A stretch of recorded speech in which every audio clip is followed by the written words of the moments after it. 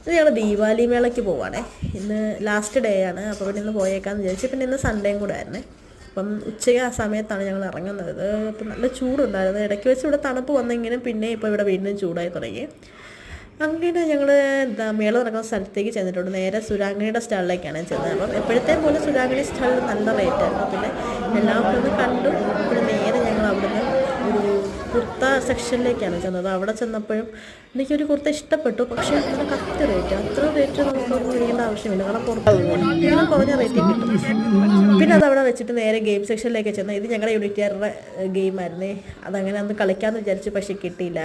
കോയിൻ്റെ വേറെ എങ്ങോട്ടൊക്കെയോ പോയി. പിന്നെ ഇത് ബിയറിൻ്റെ ആ ഒരു ഗെയിമാണ്. അത് കഴിഞ്ഞ് നോക്കിയപ്പോൾ കാണാൻ ഞങ്ങളുടെ താഴത്തെ ദീദിയും കുട്ടിയും ഹസ്ബൻഡും ഒക്കെ നിൽക്കുന്നു. അങ്ങനെ അവരോട് വർത്താനമൊക്കെ പറഞ്ഞ് നേരെ പിന്നെ അവർ തിരിച്ച് വീട്ടിലേക്ക് പോകുമായിരുന്നു. നേരെ പിന്നെ ഫുഡ് സെക്ഷനിലേക്കാണ് പോയത്. അപ്പം ചിക്കൻ ബിരിയാണി ചെന്ന് ചോദിച്ചപ്പോൾ അവർ പറഞ്ഞു ഇനി 4:30 ഉള്ളന്നേ. അതെന്താ ഉച്ചയ്ക്കല്ലേ ബിരിയാണി കൊടുക്കേണ്ടത്?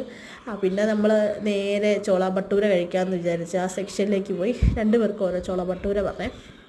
അങ്ങനെ പിന്നെ ചോള ഭട്ടൂര എല്ലാം കഴിച്ചിട്ട് പിന്നെ ഞങ്ങൾ നേരെ പോയത് പാനിപ്പൂരി സെക്ഷനിലേക്കാണ്.